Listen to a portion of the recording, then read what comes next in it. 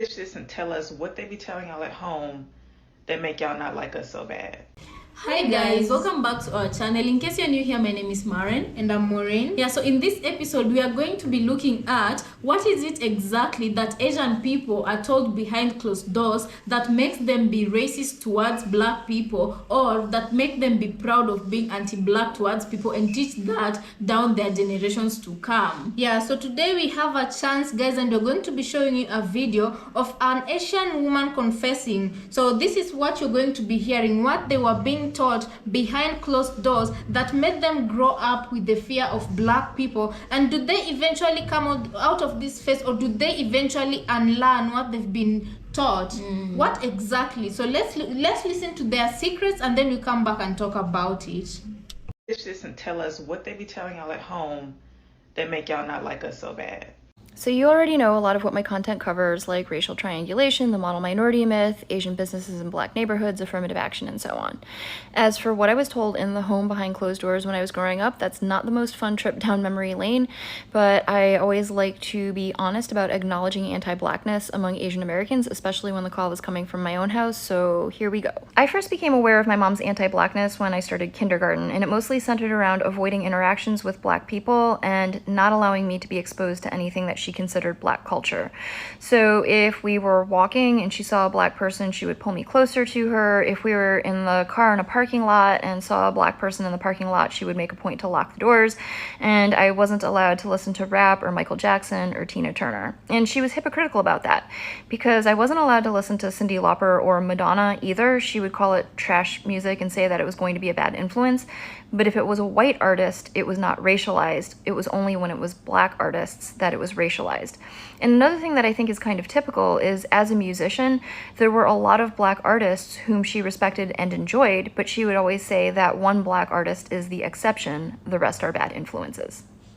When I went to school, if I came home and said I made a friend, her first question would be white or black. And that drove me nuts because in preschool, I dealt with a lot of bullying and discrimination because of being Asian. So it didn't make sense to me that she wanted me to turn around and do that very same thing to my black classmates whom she knew nothing about on the basis of their skin color.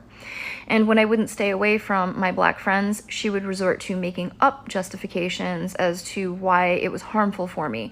She would say they're going to hurt me and they're going to be a bad influence because they fight and they swear and they're not good students. And of course, none of that was true. And in my household, it was not physically or emotionally safe to voice your opinions, but about that I would, because it literally angered me. And then she would resort to physical violence. And that sealed the deal in my mind that prejudice is purely irrational because none of her claims had any basis in reality, and that's why she had to resort to physical force. Unfortunately, I think that when parents resort to intimidation and violence to instill prejudice in their children, a lot of times it works. But I was very lucky because the principal of my elementary school was a black woman who implemented a program called Students Educating Each Other About Discrimination.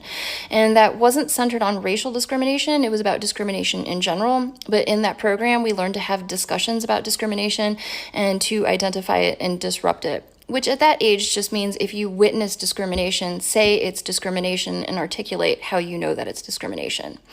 So from learning that very powerful tool at school, I was able to identify that what my mom was doing at home was wrong. Additionally, the principal was a black woman, so I had a black woman in a position of leadership as a role model. And in my school district, she wasn't a token. They really valued black leadership from teachers to administration, guidance counselors, all the way up to superintendents. And so I was surrounded by black role models who made me see that reality did not line up with what my mom was trying to teach me. The straw that broke the camel's back was sometime around the ages of between 7 and 9, I was planning a birthday party and I told my mom that I want to invite my friend Keisha, which I knew was going to be an issue, but I thought I would try.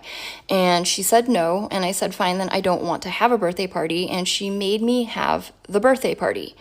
So now that felt like that's not only cruel to me, but that's cruel to my friend Keisha, whom you don't even know because you refused to meet her. Shortly after that, we were walking in the mall, and my mom did this thing that she often did, which is she sees black people minding their own business, and under her breath, she mumbles a derogatory term in Chinese for black people. And I remember I pulled back on her hand and faced her, and I said, "They are not doing anything. You don't know them. The next time you do that, I am going to go up to them, and I'm going to tell them what you said." And believe it or not, the fear of exposure by me actually made her tone it down, and she stopped doing that in public. Fortunately, my mom did not live and die that way. In later years, she came around to seeing and later openly admitting how wrong she was. In her older age, one of her best friends really was black, and my mom admitted to her friend what her previous attitudes had been and why. And from those conversations, I was able to gain some insight as to what my mom's motivation was for her anti-blackness. Because I think most people feel, since Asian Americans also are harmed by white supremacy, how does it make any sense for Asian Americans to be anti-black? My mom spent most of her young life in Hong Kong when it was under British occupation, and then in the 1950s, she came to the United States when she was 16 years old. Generations before my mom, her family had been living in and doing business around Shanghai, Hong Kong, and Macau, which were French, British, and Portuguese occupied areas. So she was heavily indoctrinated into anti-blackness in Hong Kong, where she had no exposure to black people that would have shown her a different reality. And furthermore, what she was indoctrinated into is the idea that an Asian can elevate their status in white spaces by aligning with white supremacy, which includes aligning with anti-blackness. So I think what my mom was doing with me is that from a young age, she saw that I was having a hard time as an Asian American assimilating. So she felt that if I associated with black classmates, that would make assimilating into white spaces even harder. And she was concerned that associating with black classmates would negatively impact my status in white spaces. Well, we all know with me that the outcome was I understand very clearly what spaces I want to be part of and what spaces I don't. So my mom was really proud that she was westernized. She was proud that she spoke English without an accent, that she was very well versed in European culture, and she actually looked down upon my dad for being what she called traditional and therefore backwards. Right, so where was my dad in all of this? My dad grew up in Taiwan, where he had no exposure to black people, but he also had very little exposure to Western media. I think when he came to the United States, he was a bit uncertain around black people because of the lack of familiarity and the slight media bias, but it only took a very little being around black people to see that prejudice is irrational and that it serves a white supremacist agenda that he doesn't want to uphold. As I said before, in my household, it wasn't physically or emotionally safe to voice opinions that differed from my mom, so I do understand why my dad didn't speak up when my mom was being anti-black. He had a hard enough time keeping my brother and I safe. However, what he would do is, when it was just my dad and I, he would make sure to teach me or give me resources about accurate black history. So, for example, a lot of my mom's rhetoric surrounded musicians. So my dad would teach me about Berry Gordy, Chuck Berry, Marian Anderson, Jesse Norman. If the claim was that black people don't value education, he would tell me about black scholars, academics, and scientists, and so on. So that, in a nutshell, is what I was told at home behind closed doors when I was growing up. So guys, welcome back. One thing I have to say is that there's no excuse. If you grow up being having that anti-black attitude, I feel like it's a choice, because And once you're an adult, you have a choice of relearning what you've been taught growing up. And for us, for what the lady is saying is that what made her not grow up the way her mother was molding her to grow up is that luckily she had black role models who would teach her what the true essence of being black was, and importance of not growing up like a prejudiced person. And she also says she had her dad in her life who did not have a problem with black people, and her dad would make it a point to correct what the mom would say this, but the dad would correct it with facts, you know. And if you look at these two people, Maren, the mom and the dad, the mom grew up around white rule, so, and white people usually villainize black people, so automatically the mom grew up thinking that black people were very, very evil. But if you look at the dad didn't grow up neither around black nor white people, so he was allowed to form his own opinion of who both the black and the white people were growing up. And that is why he gave black people the benefit of every doubt. Right. And another important thing the lady said was when the mother was growing up in the white supremacy system, one thing Asian people are normally told is to assimilate into the white community. Culture. That means upholding the white supremacy. That means talking like them, and that means looking down on what they consider as the a lesser race. Yeah, that being black people, right? So that is where the anti-blackness really majorly stems from, because Asian people want to be accepted by white people. Yeah, and you guys in white spaces. You guys, you remember the episode we posted about the Asian lady who was cast by her own people and corrected for saying that, well, there's something she said, I don't want to repeat it, but that lady, she was accused of wanting to benefit from the white adjacency. If you didn't watch that video, I'd recommend you go watch it. The Asian lady, white adjacency. And this is the same thing the mother was trying to do with this lady. She wanted her to benefit from being adjacent enough to the white people, and that meant she couldn't make friends with the enemy. Yeah, enemy being the black people. Right. Can you just imagine how traumatizing it must have been for this girl growing up as a child, being told you couldn't associate with a certain race, you can only associate with this race. Yet in school, the very same race she's being encouraged to be friends with were the ones who were bullying her. But the black people were the ones who actually treated her well. In her mind, she didn't understand why the mother favored the white people over the black people, whereas in fact white people were the ones who were giving her grief. Right. And it's important to also say, I don't know if we should credit her towards the changing of her mom. Imagine you having a kid. Yeah, I think we should really credit her towards she wasn't afraid to speak up. She wasn't afraid to speak up. And to my surprise, the mother could actually tone down her racist tendency when she threatened to expose her the next time she was going to insult black people in public. And you guys, she could actually stop the hypocrisy. You tell your child, don't listen to this one, don't listen to any music with black culture or black people, but her in secrecy, she's like jamming to the music.